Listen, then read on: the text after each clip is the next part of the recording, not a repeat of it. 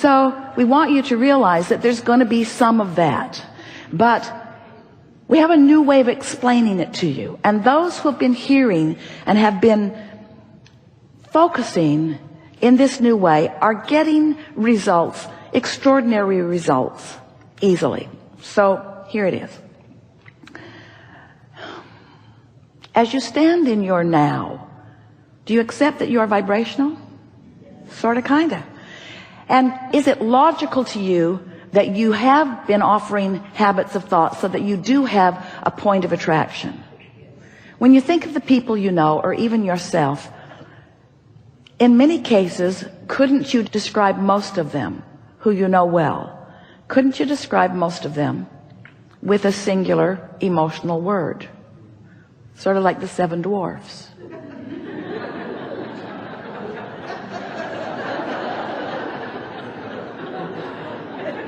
Bashful and happy. In other words, don't you know ornery? Don't you know pensive? Don't you know defensive? Don't you know eager? Don't you know happy?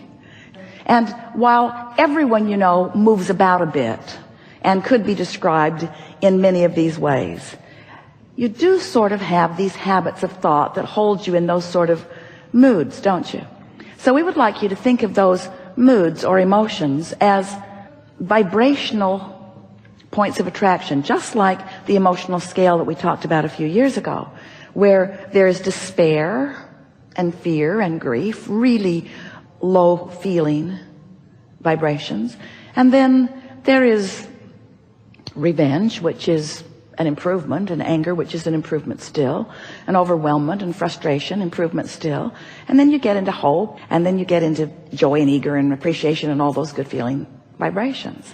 So we want you to think of this grid, this point of attraction, this spinning grid point of attraction, sweeping around, gathering up all cooperative components and bringing you to them and them to you, because creation is really rendezvousing.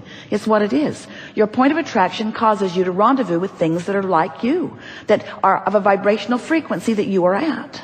So if you think of these spinning grid discs, let's just call it the high-flying disc. That's what you want to be on, that high-flying disc. You want to be on the high-flying disc, but sometimes things have happened that make it impossible in this moment, or improbable in this moment, for you to be on the high-flying disc.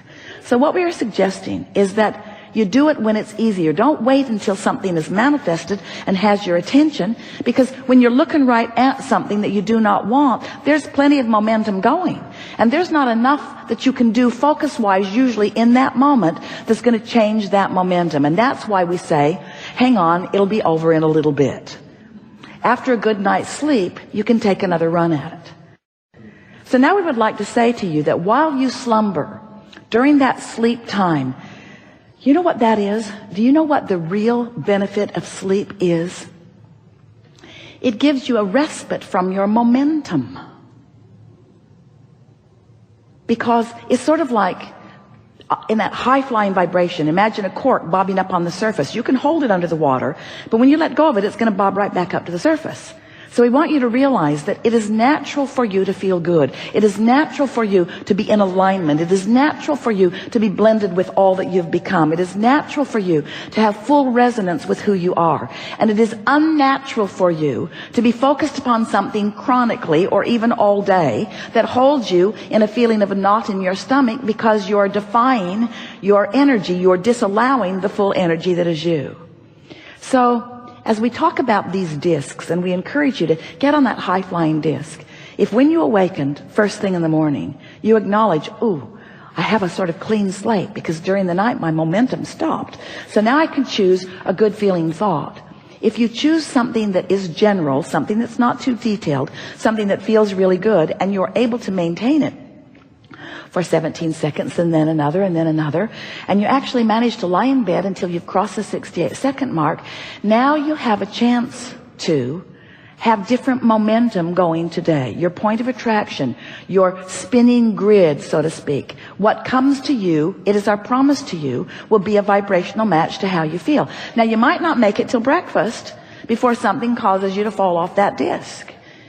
You might not make it till breakfast But you can do it again tomorrow, and you can do it again tomorrow, and you can do it again tomorrow, and you can do it again tomorrow, and you can do it again tomorrow. Until after a while, not that long, certainly within 30 days, you will have established a vibrational precedence, a vibrational habit. You know, a belief is just a habit of thought. So if you think a thought and you don't contradict it, and you allow the momentum to go, then the momentum will be such that this thought will gather enough momentum that then you will become a believer of it. Years ago, when we first began talking about thoughts, we said a belief is just a thought that you keep thinking. And Esther and Jerry, we remember many conversations with them. They were sort of arguing with us because it felt to them as if a belief is something that is reality. I believe it because it's real, Abraham. I believe it because it's real. And we say, no, it's real because you believe it. It becomes reality because you believe it. Well, they argued, but I haven't really thought that much about that. And we say, you just got to know that you're born into belief systems, and many of them serve you well and many of them don't serve you well. And to be a deliberate creator, you get to sort out the ones that serve you, and you get to sort out the ones that don't serve you. And it is our promise to you, we can make this complicated and we don't want to, or we can make it simple and we really want to. If you will wake up in the morning and reach for the best feeling thought that you can find and practice it just a little while, you will begin to notice that your point of attraction has changed to the point that you will begin to feel invincible, because you will barely begin to speak things that are pleasurable to you or desirable to you or wanted by you, and the universe will begin an orchestration of them coming to you. Esther has been in Del Mar for a few weeks, and the other day she went to a fast food restaurant and got her favorite, we won't tell you, well, we will, In-N-Out burger, and then went down to Mission Bay to eat it. And she was watching people who had gathered there for fun. There were people on jet skis, there were people on sailboats, there were people sunning, people running, people exercising, people picnicking, all manner of people all over this place. And Esther just sat in her car and enjoyed her burger and watched them. And she was feeling high and invincible. She had been practicing this for a while. She'd been feeling so good. She'd been doing everything that she could think of to put herself in that place of feeling good. And she had good feeling momentum going, really good feeling momentum going. So she's just sitting and enjoying. And then she thought, I wonder how they're feeling. And so she started looking at them with a little more purpose. And no one looked like they felt like she was feeling. And then she thought, well, they've come down here because they want to feel good. I came down here because I did feel good. She thought, I found my high-flying disc and then I came. Where so often, and she remembered of herself as well, I've come here for it to cheer me up. It's different. When you get on your high-flying disc and then, you get on your disc and then you follow the inspiration. Oh, the dynamics, the synergy, the co-creative power, you begin to feel invincible because now you've accessed this energy that creates worlds. You have a leverage that few deliberately harness, but you can. So Esther sat there. She has her notebook and she writes things that occur to her, and she wrote with clarity, universe, show me others who feel like I feel. So now it's time for her to leave, and so she gathers herself up and gets back out onto the roadway. And this roadway goes through a couple of intersections, and then it goes right onto Interstate 5 back to Del Mar where she lives.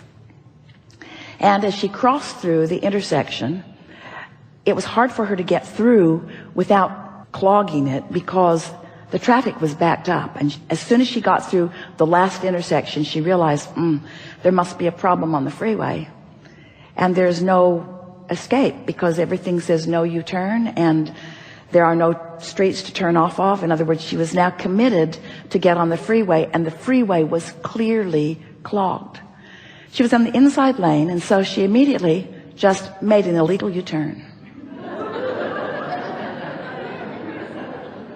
And so did the car behind her. It was like synchronized illegal driving. And now she's facing the intersection that she had just come through, and happy that she is not on that path of most resistance. She found illegal, we'll give it that, path of least resistance. The man who had been behind her, who is now in front of her because they've turned around, got out of his car, beautiful white hair, smiles that looked bigger than his head, and came to the window of her car and said, I've been driving around here for a long time, and never, ever, ever have I seen anyone follow their gut instinct with such success so quickly.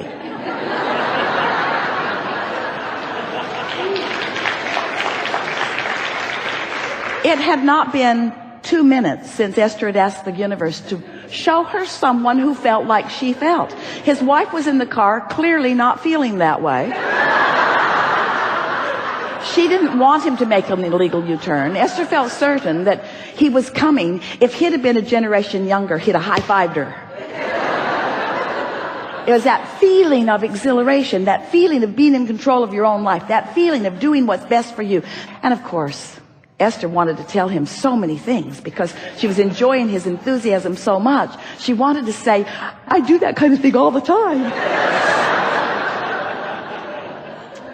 So you get what we're talking about. We're talking about getting tuned in, tapped in, turned on, getting into that place where you're in such vibrational alignment with clarity and knowing and broader perspective that you access the leverage of the energy that creates worlds, and you begin to create as you've intended to create, not with your physical determination, not with struggle and stress, but by accessing this energy and pointing it toward the things that you are asking for through open pipes that you are practicing.